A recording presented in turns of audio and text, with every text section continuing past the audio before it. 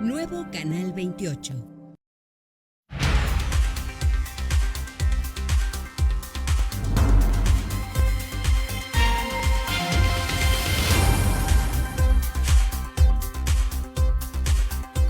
Son las 9 de la mañana y estamos de regreso aquí en Noticias 28 AM y en esta mañana de viernes me da mucho gusto recibir aquí en el estudio a Alejandro González, presidente del Instituto de Contadores Públicos de Nuevo León, así como a Luis Padrón, vicepresidente del Instituto de Contadores Públicos de Nuevo León.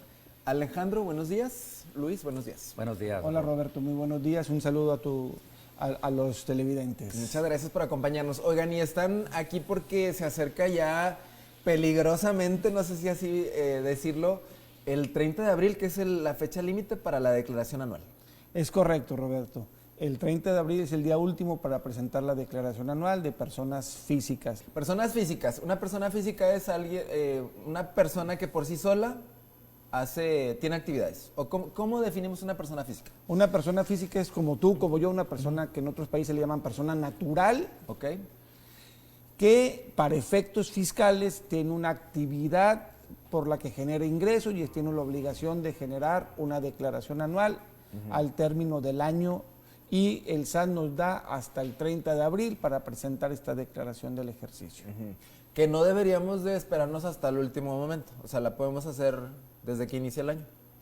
¿O No, fíjate tiene que ser ahora en abril? Fíjate que la plataforma del SAT está en evolución y se apertura el 1 de abril y ok. a partir de ese momento. Ok, muy bien. En cuanto a dudas de las personas, ¿quiénes tienen que hacer esta declaración y cómo la tendrían que hacer? Me gustaría que contestara Sí, Luis. fíjate que dentro del padrón de contribuyentes tenemos cerca de 50 millones de personas físicas asalariadas. Ajá. Y el total de personas físicas registradas al RFC suman aproximadamente 82 millones de contribuyentes.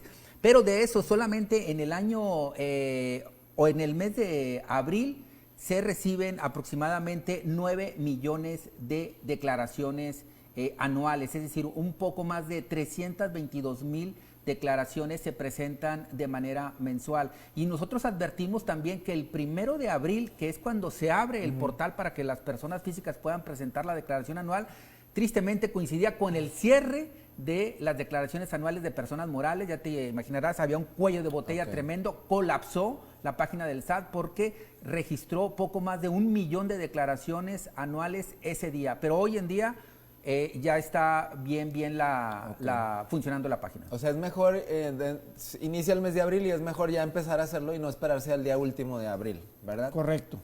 Ok. De las personas físicas que actualmente están teniendo actividades y generando sus ingresos, ¿todas están obligadas a presentar esta declaración anual? No todas están obligadas, hay algunos que tienen lo que se llama impuesto directo o impuesto definitivo. Entonces, estos son algunos contribuyentes que obtienen ingresos por premios o ingresos por estas plataformas tecnológicas basadas en Internet, que tienen un régimen muy particular. Pero como bien decía Luis, de la base de contribuyentes, la mayoría son asalariados, que son los que colapsan o los que presentan mayormente declaraciones anuales. ¿Quién es muy importante que presente antes o a más tardar el día 30 de abril? Los que están en el régimen simplificado de confianza, que se conoce como RECICO. Porque una de las causales para sacarte del régimen simplificado de confianza es precisamente que no presentes en tiempo y forma tu declaración. ¿Quiénes están en régimen simplificado de confianza? Aquellos contribuyentes que obtienen ingresos menores a 3,5 millones de pesos por servicios profesionales, actividades empresariales, arrendamiento principalmente.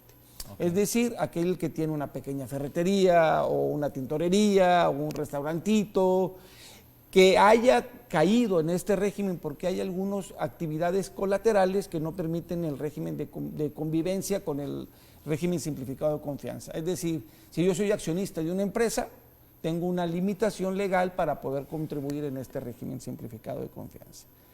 ¿Qué pasa si no presento en tiempo y forma? Habilito la posibilidad de que el SAT me saque de esta plataforma. ¿Y cuál es la diferencia, Roberto? que este régimen simplificado de confianza tiene una tasa máxima de impuesto del 2.5% sobre el ingreso, en lugar de hasta el 35% sobre tu utilidad. Entonces, para muchos es una simplificación administrativa donde del ingreso pagan directamente el 1, 1.5, 2%, 2.5% de impuesto y ya cumplen cabalmente con su obligación fiscal. Las personas que prestan servicios por honorarios profesionales también tienen que presentar esta declaración. Correcto, en la mayoría de los casos entran en el régimen simplificado de confianza, y aquí me gustaría, Luis, que nos complemente. Sí, fíjate que ese régimen simplificado de confianza en sí propiamente es un estímulo fiscal, como ya refería nuestro presidente González, pero trae por allí algunos trucos, por llamarle. Si no cumples de manera oportuna, el gobierno te va a expulsar, y de la declaración anual del 2022 que se iba a haber presentado en el 2023, a pesar de que traía una fecha ampliada, miles de contribuyentes no presentaron su declaración anual de manera oportuna y, mi estimado Roberto, fueron expulsados de ese régimen y obligados a pagar la tasa que ahorita refería Alejandro, del 35%. Ya te imaginarás, de haber pagado una tasa reducida, haber pagar el 35%, pues hay una diferencia enorme. Ese castigo, por favor, acérquense con los contadores, edúquense y presenten las declaraciones de manera oportuna de régimen simplificado de confianza. Otro truco que trae esto, u otra castigo, que no tienen derecho a deducciones personales. Es decir, que no tienen derecho a deducir los gastos médicos, dentales, hospitalarios, funerales. Porque, insisto, ya propiamente tienen un premio, dice la autoridad, ya no te voy a premiar más. Entonces, aquellos que ahorita referías, que están por honorarios, esos serían los del régimen general de ley, los asalariados, los que tienen arrendamientos, actividad empresarial, ingresos por intereses, ellos sí, Roberto, pudieran tener derecho a unas deducciones personales que son las que ahorita refería. Que si no lo hacen, bueno, entonces empiezan como especie de castigo, ¿verdad? Además del castigo, el castigo monetario, ¿verdad? Que implica también el que te expulsa.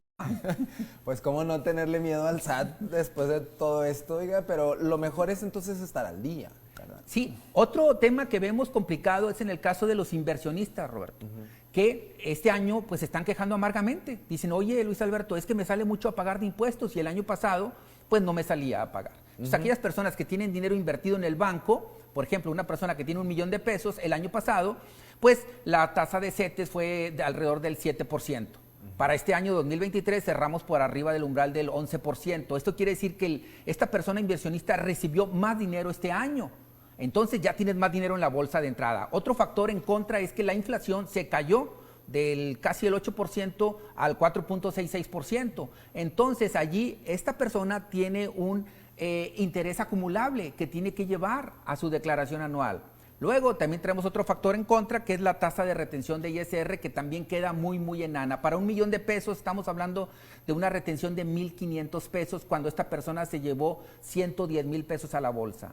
Entonces, en el caso de los inversionistas, invariablemente la fórmula los lleva a tener que pagar en la declaración anual, cuando el año pasado los llevó a una pérdida y a un saldo a favor de la retención que traían. Entonces, la gente no entiende porque lo quieren ver de manera aislada, Roberto. Pero, pues, ¿cuánto dinero entró a tu bolsa? Sí. Compáralo contra lo del año 2022 y estamos en condiciones económicas y monetarias totalmente distintas. O sea, es tan sencillo como si percibiste más, pues tienes que pagar más impuestos. Claro. Claro, así de simple, Roberto. Pero hay un tema importante. Si tú eres una persona que está empleado y obtuviste menos de $400,000 y los intereses que generaste fueron menos de $100,000, no estás obligado a presentar tu declaración anual. Entonces, esto no es una facilidad, es una simplificación administrativa también para la autoridad, para no llenarse de millones de declaraciones, porque el grueso de la población está en este sector, en este segmento económico. Entonces, ellos no tienen la obligación de presentar la declaración anual, aun y cuando hayas obtenido más ingreso por interés, porque la tasa de retención se considera impuesto definitivo. Bien. ¿Hay algún otro tema que desean destacar? El caso de las deducciones personales.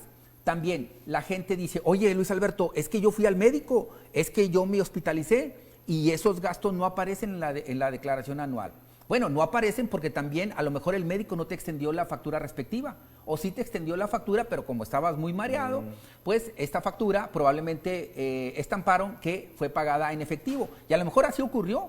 Es decir, esa factura, si fue pagada en efectivo, no es deducible para el caso de las deducciones personales. También alguien que ya está, por ejemplo, asalariado, pero que hace el esfuerzo de estudiar en una escuela privada, la universidad o el posgrado, y pide la factura respectiva, dice, oye Luis Alberto, es que no aparecen en la plataforma. Pues sí, porque allí el estímulo se limita a lo que es preparatoria o bachillerato. Lo que es universidad o posgrado, tristemente, a pesar de que tenga la factura respectiva, no entra como una deducción anual.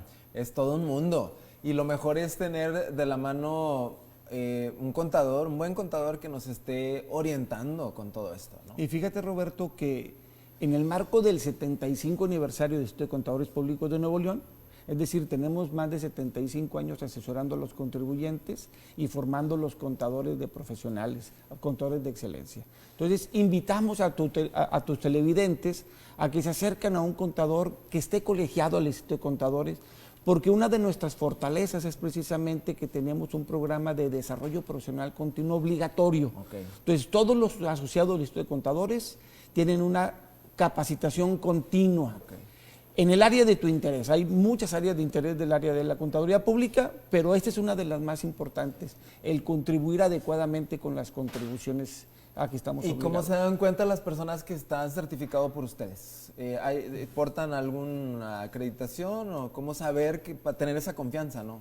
Tenemos un número de asociado y en nuestra página de internet están nuestros datos de contacto, es www.icpnl.org.mx y estamos para servir a ustedes y a tus televidentes. Allí nada más para agregar, existe los contadores públicos que están certificados, el Instituto Mexicano de Contadores Públicos les expide una constancia.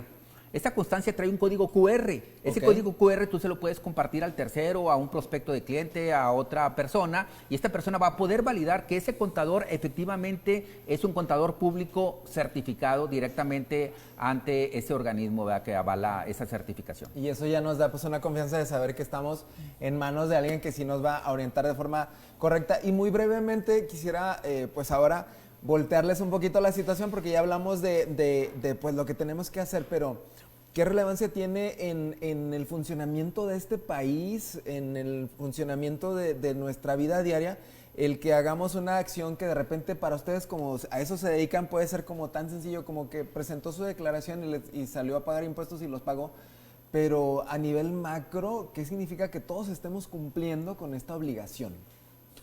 Sí, uno de los ejes centrales de la Constitución es precisamente el que los ciudadanos coparticipen con el gobierno para el ejercicio gubernamental, es decir, para tener una adecuada seguridad pública, para tener un adecuado servicio de limpieza, un adecuado servicios públicos, el gobierno necesita los recursos y la forma en cómo coparticipamos con esto es a través del pago de las contribuciones. Entonces, en la Constitución está previsto que los mexicanos tenemos como obligación cumplir con las obligaciones del pago de las contribuciones para sufragar los gastos de la Federación, Estados y municipios en que residamos.